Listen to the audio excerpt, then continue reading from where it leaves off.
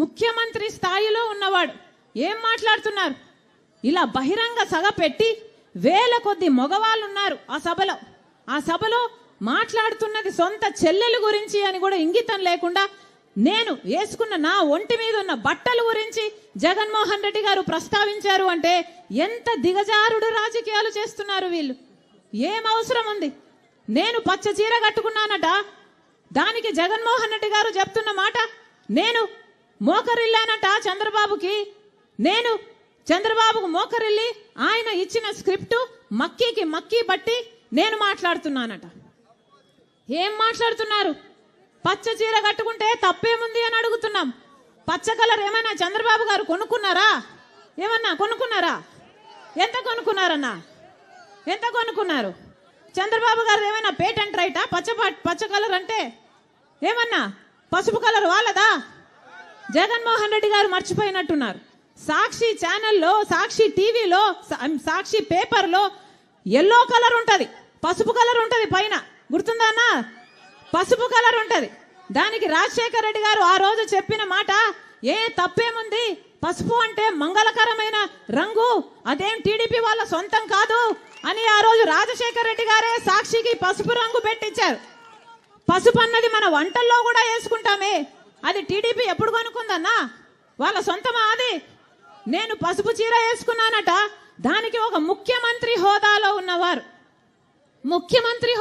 ఉన్నవాడు ఇన్ని రోజులు సోషల్ మీడియాలో వాళ్ళ వైసీపీ మూకల చేత అయితేనేమి, వాళ్ళ కుక్క బిస్కెట్లు పడేస్తే దానికి ఆశపడ్డే పేడ్ ఆర్టిస్టుల చేత అయితేనేమి సోషల్ మీడియాలో నన్ను దూషించారు, తిట్టారు, అవమానించారు, బెదిరించారు, నానా రకాలుగా అవమానించారు. ఇదంతా సరిపోలేదని ఈరోజు ముఖ్యమంత్రిగా ఉన్న జగన్మోహన్ రెడ్డి గారు మాట్లాడుతున్నది సొంత చెల్లెల గురించి అని కూడా ఆలోచించకుండా నా ఒంటి మీద ఉన్న బట్టల గురించి ఇంతమంది మగవాళ్ళ మధ్య మాట్లాడుతున్నారు అంటే వీళ్ళకు సభ్యత ఉందా? సంస్కారం ఉందా? ఏం జరుగుతుందన్నా మన రాష్ట్రంలో? ఒక్కసారి ఆలోచన చేయాల్సిన అవసరం లేదా? నేను మక్కీ కడుతున్నానంట, మక్కీ నేను చంద్రబాబు గారి స్క్రిప్ట్ తీసుకొని నేను మాట్లాడుతున్నానట. ఎవరన్నా మక్కీ స్క్రిప్ట్ చదివేది మీటింగ్లలో? ఎవరు చదువుతున్నారు? జగన్మోహన్ రెడ్డి గారు స్క్రిప్ట్ పెట్టుకొని మక్కీ వర్డ్ టు వర్డ్ చూసుకుంటూ చదివేది జగన్మోహన్ రెడ్డి గారా నేనా? ఎవరు చదువుతున్నారు మక్కీ? ఏం చెప్తున్నారు? నేను మోకరిల్లానా చంద్రబాబుకి? నాకేం అవసరం? నేను రాజశేఖర రెడ్డి రక్తం, రాజశేఖర రెడ్డి బిడ్డను. నేను ఎవ్వరి ముందు ఏ రోజు మోకరించలేదు, అందుకే మొండిగా ఈ రోజు వరకు కొట్లాడుతున్నా. నా గురించి ఎవడు ఏమి రాసుకున్నా, ఏమి అనుకున్నా ఏ రోజు పట్టించుకోలేదు రాజశేఖర రెడ్డి బిడ్డ. ఎందుకంటే నాకు తెలుసు నా గుండెలో ఉన్న నిజాయితీ గురించి.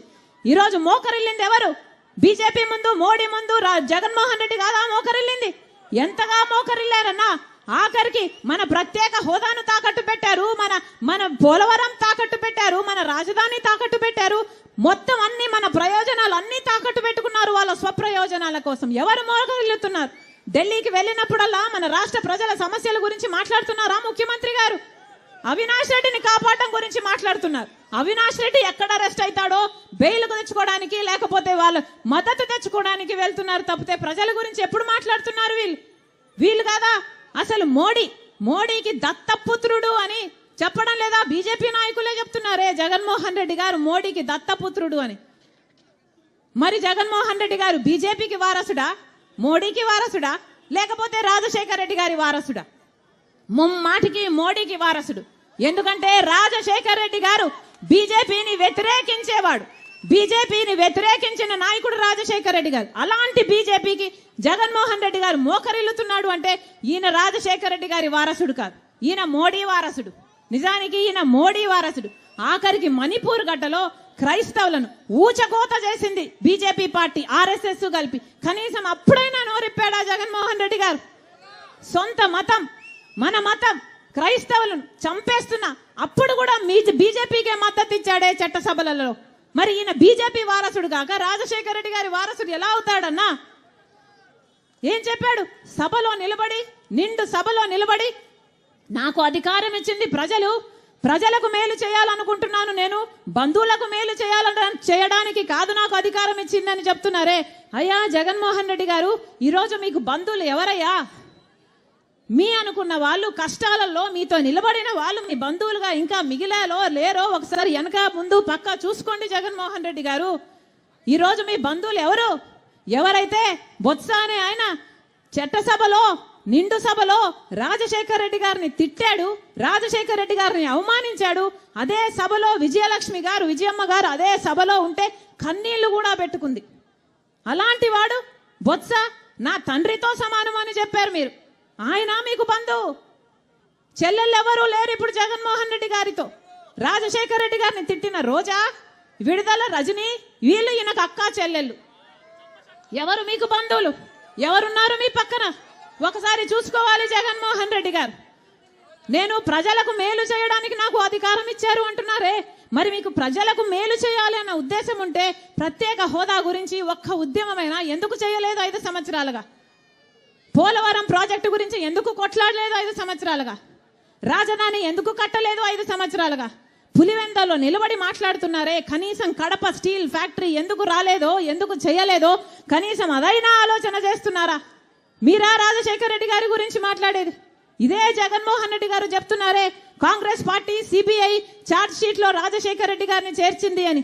ఇంతమంది ముందు చెప్తున్నా, ఈరోజు సిబిఐ రాజశేఖర్ రెడ్డి గారి పేరును సిబిఐ కాంగ్రెస్ తో చేర్చలేదు. రాజశేఖర్ రెడ్డి గారి పేరుని చేర్చింది నిజానికి జగన్మోహన్ రెడ్డి గారి లాయర్. జగన్మోహన్ రెడ్డి గారి లాయరే.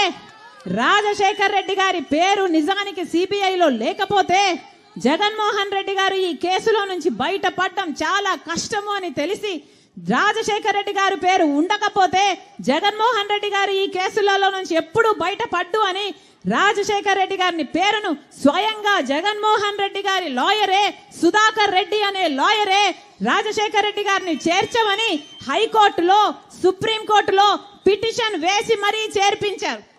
దానికి ప్రతిఫలంగా ఈరోజు అదే సుధాకర్ రెడ్డికి జగన్మోహన్ రెడ్డి గారు అడిషనల్ అడ్వకేట్ జనరల్ పదవి కూడా ఇచ్చాడు. ఇది వాస్తవం కాదా? ఇది వాస్తవం కాదా? జగన్మోహన్ రెడ్డి గారు ప్రజలకు సమాధానం చెప్పాల్సిన అవసరం ఉంది. అంతేకాదు, మమ్మల్ని తిట్టిపోస్తున్నారే పగలు రాత్రి, ఒకసారి మిమ్మల్ని మీరు పరీక్ష చేసుకోండి. ఈరోజు సౌభాగ్యమ్మ సైతం ఎందుకు ఇచ్చారు టికెట్? నా భర్తను చంపిన వాళ్ళకి అని ఎంత ఆవేదనతో మీకు లెటర్ రాసినా కూడా మీ మనసు చెలించలేదు అంటే మీ ఛాతిలో ఉన్నది గుండెనా బండనా? ఒకసారి ఆలోచన చేసుకోవాలి అన్నా. ఇవన్నీ పక్కన పెడితే ఇది ఎలక్షన్ల టైం. ఇది మీ చేతిలో ఒక ఆయుధం ఉన్న టైం. మీరు ఈ సమయంలో ఒక నిర్ణయం తీసుకోవాల్సిన టైం. మీరు ఆలోచన చేసుకోండి. మీరు నిజం వైపు ఉంటారా లేక నేరం వైపు నిలబడతారా? మీరు ఆలోచన చేసుకోండి. చంద్రబాబు గారికి ఓటేసినా, జగన్మోహన్ రెడ్డి గారికి ఓటేసినా అది బీజేపీ పార్టీకి ఓటేసినట్టే. బీజేపీ పార్టీని రాజశేఖర్ రెడ్డి గారు ఎంత వ్యతిరేకించారో ఒకసారి గుర్తు చేసుకోండి. ఎందుకు వ్యతిరేకించారు? ఎందుకంటే బీజేపీ పార్టీ ఒక మతతత్వ పార్టీ కాబట్టి. బీజేపీ పార్టీకి తెలిసిన రాజకీయం వల్ల మతం పేరుతో చిచ్చు పెట్టాలి, ఆ మంటలో చలిగాచుకోవాలి. ఇదే బీజేపీకి తెలిసిన రాజకీయం. బీజేపీకి తెలిసిన రాజకీయం ఒక మతాన్ని అవమానించాలి, ఇంకో మతాన్ని రెచ్చగొట్టాలి. వీళ్ళకు అభివృద్ధి గురించి చెప్పుకోవడానికి ఏమీ లేదు. కేవలం మత రాజకీయాలతో ఇంత దూరం వచ్చింది బీజేపీ పార్టీ. మళ్ళీ అలాంటి పార్టీని ప్రోత్సహించొద్దండి అని చంద్రబాబు గారికి ఓటేసినా, జగన్మోహన్ రెడ్డి గారికి ఓటేసినా అది బీజేపీకే పోతుందని